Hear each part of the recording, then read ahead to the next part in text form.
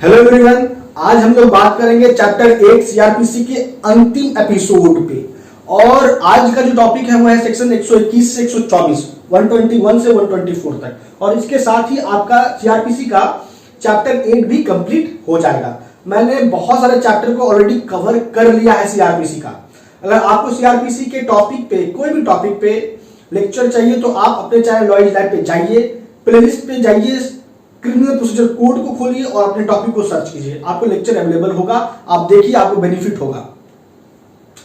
आज के एपिसोड को शुरू करें उसके पहले अगर आप अभी तक अपने चैनल नॉलेज लैब पे नए हो तो इंतजार मत करो, जल्दी से जाओ, नीचे आपको दिखेगा रेड कलर का सब्सक्राइब बटन, आप उस पर क्लिक करो, चैनल को सब्सक्राइब जरूर करो, बेल आइकन दबा दो ताकि जब भी आपके चैनल पे वीडियो अपलोड हो उसका नोटिफिकेशन सबसे पहले आपको मिले। और अगर आपको कोई भी पर्सनल क्वेरी है तो आप मुझे बेझिझक इंस्टाग्राम पे फॉलो करो, इंस्टाग्राम का लिंक भी आपको मिल जाएगा डिस्क्रिप्शन बॉक्स में ही। और अगर आप एक लॉ स्टूडेंट हो तो आप टेलीग्राम जुडिशियल ग्रुप से जरूर जुड़ो, टेलीग्राम ग्रुप का भी लिंक आपको मिल जाएगा डिस्क्रिप्शन बॉक्स में। और क्यों जरूरी है? जरूरी इसलिए है क्योंकि वहां पे आपको एमसीक्यूज का पीडीएफ जो काफी महत्वपूर्ण होता है एग्जाम पॉइंट ऑफ व्यू से, आपको उसका पीडीएफ मिलेगा। तो टेलीग्राम ग्रुप से जुड़ना ना भूलें आप लोगों। तो चलिए बिना समय गवाए स्टार्ट करते हैं आज के एपिसोड को। 121 से होगा सेक्शन 121। 121 क्या कह रहा है? Power to reject securities. अब सेक्शन 121 के कंसेप्ट को समझिए। सबसे पहला बात मैं आप लोगों को फिर बोलूंगा कि लेक्चर को पूरा देखिएगा, अपने पास कंसर्निंग सब्जेक्ट का बेरक या टेक्स्ट बुक जरूर रखिए, नोटबुक रखिए। जो भी बातें बोर्ड पे लिखी गई है वो कोर पॉइंट है, आप उसे राइट डाउन जरूर कीजिए। मैं जो बोलता हूं, जो इंपॉर्टेंट पॉइंट होता है उसे भी आप नोटबुक में जरूर लिखिएगा, आपको बहुत बेनिफिट होगा। तो पॉइंट पे आइए, क्या कह रहा है? 121 पावर टू रिजेक्ट सिक्योरिटीज। अब देखिए यहां पे जो पावर है मजिस्ट्रेट को, वो किसी भी सिक्योरिटी को जो ऑफर्ड हुआ है पर्सन के द्वारा, किस पर्सन के द्वारा? जिसको कहा गया है law and order peace maintain करके रखने के लिए या गुड बिहेवियर बना के रखने के लिए, वो व्यक्ति अगर सिक्योरिटी ऑफर करता है तो उसके सिक्योरिटी को रिफ्यूज कर देगी मजिस्ट्रेट एक्सेप्ट करने से, या ऑलरेडी एक्सेप्ट कर ली है तो उस सिक्योरिटी को रिजेक्ट कर देगी। यही कह रहा है पहला नंबर पॉइंट सबसेक्शन 1 का। लेकिन किस ग्राउंड पे करेगी मजिस्ट्रेट? तो कहता है on the ground of unfitness. That means कि अगर मजिस्ट्रेट को लगेगा कि वो जो सिक्योरिटी है वो अनफिट है फॉर बॉन्ड, तो उस आधार पे उसको रिजेक्ट भी किया जा सकता है या रिफ्यूज भी किया जा सकता है एक्सेप्ट करने से। तो अब यहां क्या कह रहा है कि रिजेक्ट या रिफ्यूज करने के पहले इंक्वायरी करेगी मजिस्ट्रेट, और इंक्वायरी करेगी। इंक्वायरी जब भी होगा उसके पहले इंक्वायरी का नोटिस व्यक्ति को और उस व्यक्ति के द्वारा जो भी सिक्योरिटी ऑफर्ड हुआ उस सिक्योरिटी को नोटिस जाएगा कि जब इंक्वायरी होगी इस संबंध में तो आपको इंक्वायरी के समय उपस्थित रहना है। तो सबसेक्शन 2 बता रहा है नोटिस के बारे में कि जो इशू होगा व्यक्ति और उसके सिक्योरिटी को। अब यहां पे मजिस्ट्रेट जो है सिक्योरिटी को एक्सेप्ट करने से मना करेगी या रिजेक्ट करेगी सिक्योरिटी को, तो वो करेगी किस आधार पे? तो जो भी सबूत इंक्वायरी में दिया जाएगा उस सबूत के आधार पे ही होगा, याद रखिएगा इस पॉइंट को। उसके बाद सबसेक्शन 3 कह रहा है कि मान लीजिए सिक्योरिटी को रिफ्यूज कर दिया गया एक्सेप्ट करने से, या फिर सिक्योरिटी जो ऑलरेडी एक्सेप्टेड था उसको रिजेक्ट कर दिया गया, तो फिर उस व्यक्ति को कोर्ट में, दैट इज मजिस्ट्रेट कोर्ट में उपस्थित होने के लिए कहा जाएगा। तो इसके लिए मजिस्ट्रेट क्या करेगी? कैसे बुलाएगी उसे कोर्ट में? उसको समन या वारंट जाएगा और उसके आधार पे उसको मजिस्ट्रेट कोर्ट में आना होगा और फ्रेश सिक्योरिटी बॉन्ड एग्जीक्यूट करना पड़ेगा और देना पड़ेगा। तो ये हो गया सेक्शन 121। अब आगे बढ़ जाइए सेक्शन 122 में। देना पड़ेगा, लेकिन नहीं दिया तो अगर उसको कहा गया आफ्टर इंक्वायरी कि आपने जो सिक्योरिटी दिया था उसको रिजेक्ट कर दिया गया, रिफ्यूज कर दिया गया एक्सेप्ट करने से, समन वारंट इश्यू हुआ, सबसेक्शन 3 121 आया कोर्ट में व्यक्ति, और उसने अगर मान लीजिए फिर भी नहीं दिया सिक्योरिटी, तो क्या होगा? तो सेक्शन 122 साफ तौर पे कह रहा है कि उसको इंप्रिजनमेंट हो जाएगा in default of security. Security नहीं देने के कारण उसको इंप्रिजनमेंट हो जाएगा। अब यहां समझ लीजिए कोर पॉइंट सेक्शन 122 का, इंप्रिजनमेंट तो हो जाएगा लेकिन कितना टाइम पीरियड के लिए इंप्रिजनमेंट हो सकता है? तो कहता है कि जब तक वो सिक्योरिटी नहीं दे देता है तब तक उसको इंप्रिजन करके रखा जाएगा, कारावास में रखा जाएगा। या फिर जितना टाइम पीरियड के लिए सिक्योरिटी चाहिए वो एक्सपायर्ड नहीं हो जाता है। जब तक एक्सपायरेशन डेट जहां तक है वहां तक ही सिक्योरिटी का जो एक्सपायरेशन डेट है वहां तक ही, उस पीरियड तक ही उसको इंप्रिजन करके रखा जा सकता है, उससे अधिक टाइम पीरियड नहीं इंप्रिजन किया जाएगा। दूसरा बात, यहां पे जो इंप्रिजनमेंट हो रहा है उसका ड्यूरेशन 3 वर्ष से अधिक का नहीं होना चाहिए।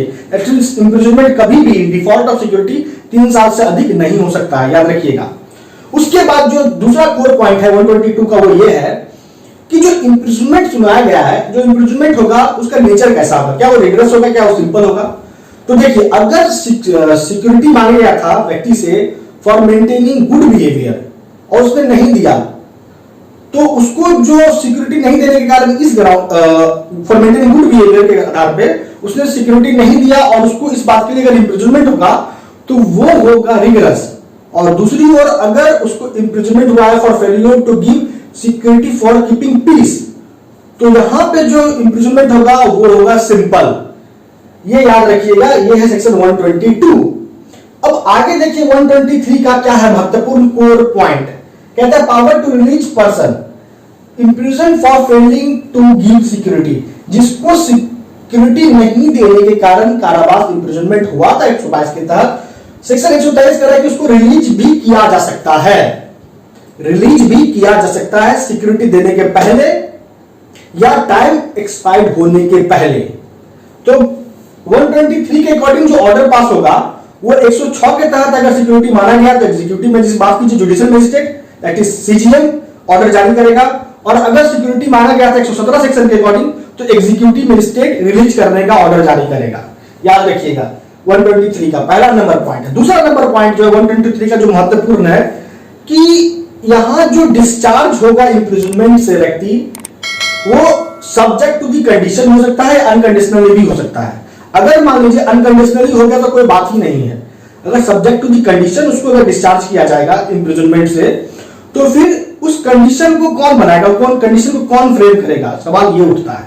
तो उस कंडीशन को फ्रेम करेगा स्टेट गवर्नमेंट, और जब तक उस कंडीशन को फॉलो व्यक्ति कर रहा है तब तक उसको अरेस्ट नहीं किया सकता है। लेकिन जैसे उस व्यक्ति ने उस कंडीशन को ब्रीच किया उसके बाद ये पावर प्राप्त हो जाता है officer in charge of the police station को या किसी भी पुलिस ऑफिसर को आप कह सकते हो कि उसको विदाउट वारंट अरेस्ट कर लेगी, और अरेस्ट करने का कस्टडी में देगी, और जब तक वो कस्टडी में रहेगा तब उसको उस वक्त ही बोला जाएगा कि आप सिक्योरिटी दो unexpired portion of the period का, दैट मीन जितना पीरियड आप बच गया है उसका आप सिक्योरिटी दो कि आप उतना पीरियड तक गुड बिहेवियर बना के रखोगे या पीस बना के रखोगे सोसाइटी में, अगर आप दोगे तो आप रिलीज हो जाओगे।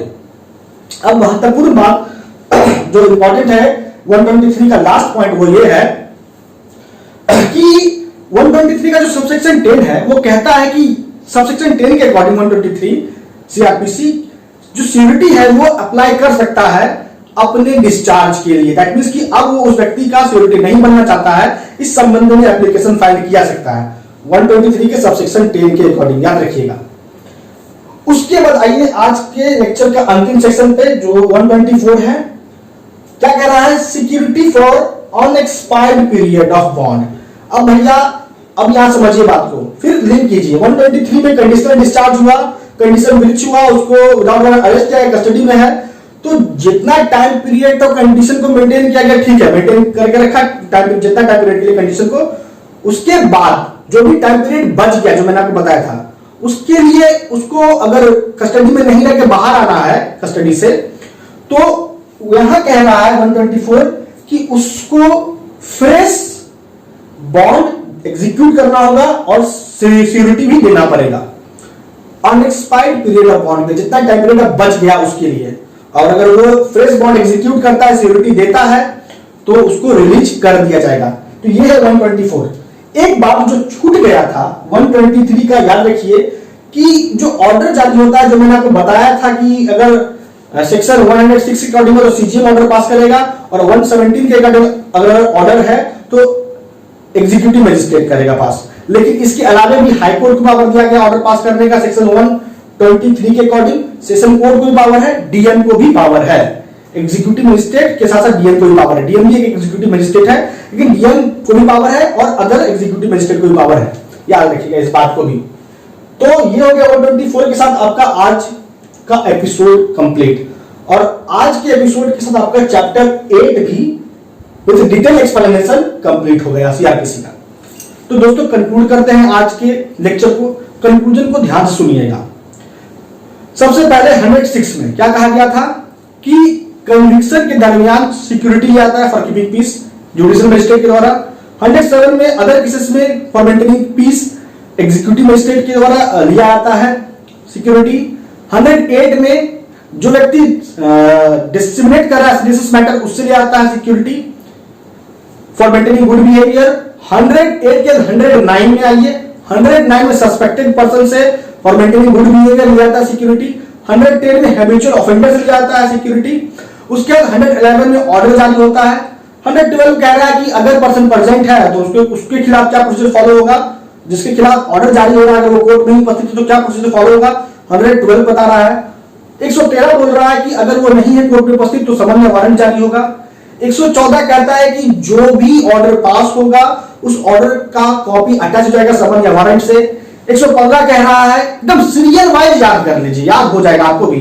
115 कह रहा है कि कोर्ट चाहे तो उसके पर्सनल अपीयरेंस को डिस्पेंस कर सकती है। 116 में इंक्वायरी होता है। 17 में सिक्योरिटी देने को कहा जाता है, ऑर्डर पास होता है। 18 में अगर जानकारी गलत है तो उसको रिलीज कर दिया जाता है। 19 में जानकारी सही है, सिक्योरिटी देने को कहा गया है और वो व्यक्ति अगर इंप्रिजनमेंट में है किसी अदर ऑफेंस के लिए तो जब तक इंप्रिजनमेंट टर्मिनेट नहीं होगा तब तक उसको सिक्योरिटी देने की जरूरत नहीं है। जैसे इंप्रिजनमेंट टर्मिनेट होगा उसके बाद सिक्योरिटी देगा वो फॉर मेंटेनिंग गुड बिहेवियर और फॉर कीपिंग पीस। उसके बाद 120 में कंटेंट बताया गया बॉन्ड का। 121 power to reject security. 122 imprisonment रहता है इन डिफॉल्ट ऑफ सिक्योरिटी। उसके बाद 123 पावर है रिलीज करने का उस व्यक्ति को जो जिसको इंप्रिजनमेंट हुआ था सिक्योरिटी नहीं देने के कारण। 124 में जो पीरियड बच चुका है अनएक्सपायर्ड पोर्शन जो है बॉन्ड का उसके लिए फ्रेश सिक्योरिटी देना पड़ता है व्यक्ति को, ये है 124। तो ये है कंक्लूडिंग पॉइंट। मैं अंततः आपको बस इतना बोलूंगा कि लेक्चर अच्छा लगा, बात समझ में आई है तो आप इसे प्लीज लाइक कीजिएगा, सब्सक्राइब जरूर कीजिएगा चैनल को, शेयर कीजिए अपने स्टडी ग्रुप में, मुझे कमेंट करके जरूर बताइए। आपके लाइक से, शेयर से, कमेंट से बहुत मोटिवेशन मिलता है। कोई सजेशन है तो मुझे जरूर दीजिए सजेशन, आपके सजेशन बहुत महत्वपूर्ण है हमारे लिए। मैं फिर बोलूंगा कि अगर आपको कोई पर्सनल क्वेरी है तो मुझे इंस्टाग्राम पे फॉलो जरूर कीजिए, उसका लिंक दिख जाएगा डिस्क्रिप्शन बॉक्स में। और अगर आप लॉ स्टूडेंट हो तो टेलीग्राम जुडिशियल ग्रुप से जुड़ना मत भूलिएगा, आपके लिए बहुत बेनिफिशियल है। तो दोस्तों आज लेक्चर में इतना ही। आपका अब तक हमारे साथ बने रहने के लिए बहुत बहुत धन्यवाद।